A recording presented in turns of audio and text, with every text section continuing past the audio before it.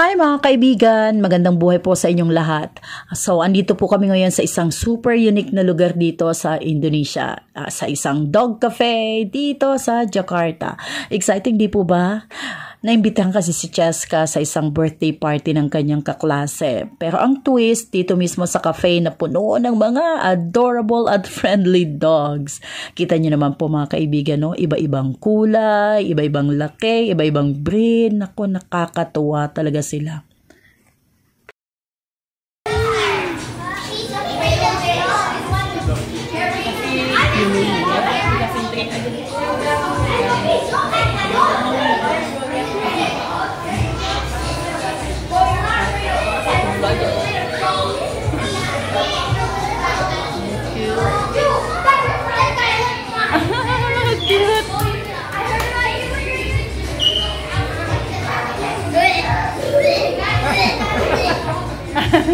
Mahilig po kasi sa dogs ang buong family ng may birthday, kaya naisip nila na i-share sa iba, sa amin, ang happiness nila with dogs, kasama ang mga friends ni Cheska.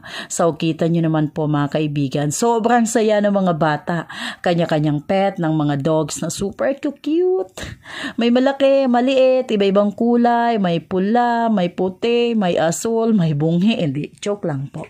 So, iba-ibang kulay sila. Pero don't worry po mga kaibigan, ang mga dogs po dito ay trained at sanay na sanay sa mga tao. So, kaya safe naman po ang mga bata at hindi po sila nangangagat. Basta gentle lang po ang mga bata sa kanila. Look at that! Ang kukulit at ang sasaya ng mga doggies dito. Pwede rin po silang pakainin ng treats, kaya sobrang excited ng mga batang magpakain sa kanila.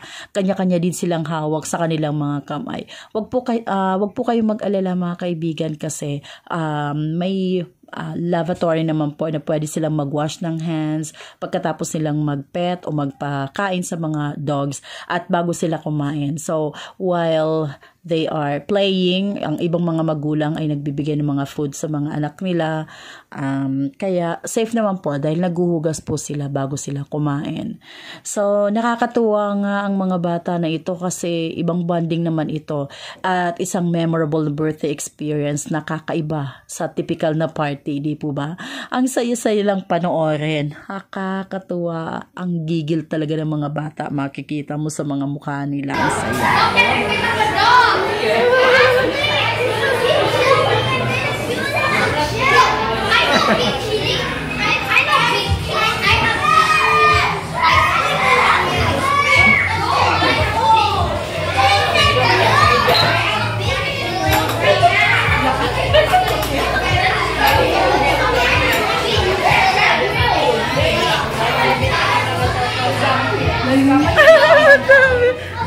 All the pets go on by the shop. Oh, yeah. All the pets. Yeah. Oh, really?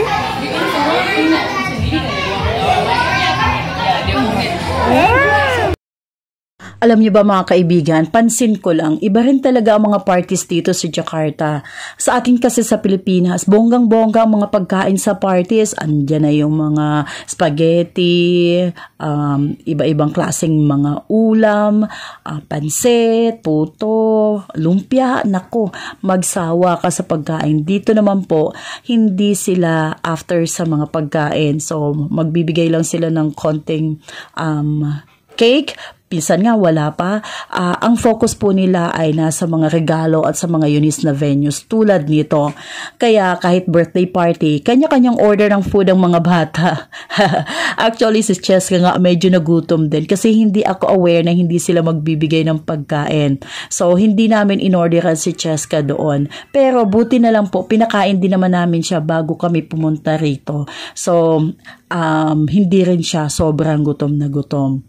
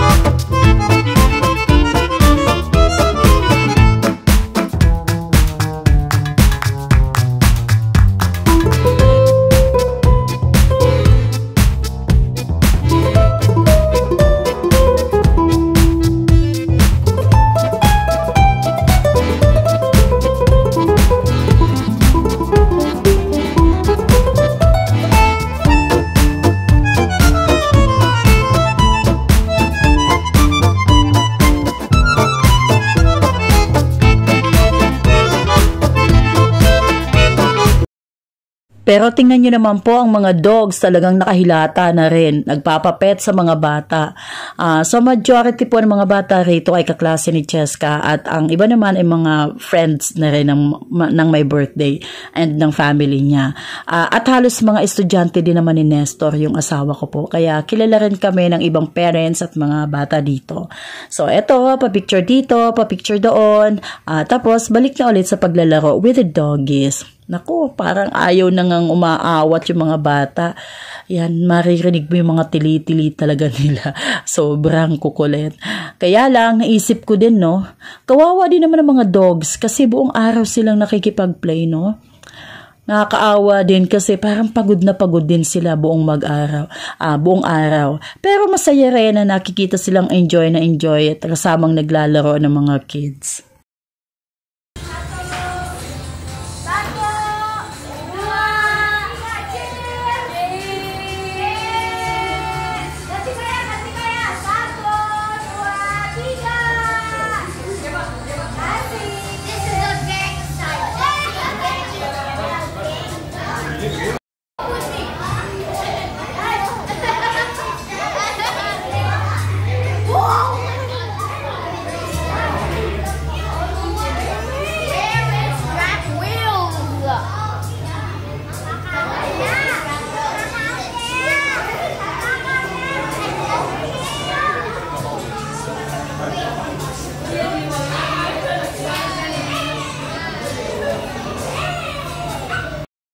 So ayun po mga kaibigan, dito na lang po kami naghintay sa labas ni Daddy while Cheska enjoyed her time with the dogs and her friends.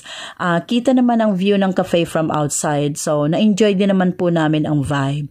Isa na naman itong one-of-a-kind experience para kay Cheska and I'm glad na na-share ko din po ito sa inyo mga kaibigan. So maraming salamat po sa panonood at sana na-enjoy din po ninyo ang kwento namin today. Hanggang sa muli po at magandang buhay po sa inyong lahat. God bless!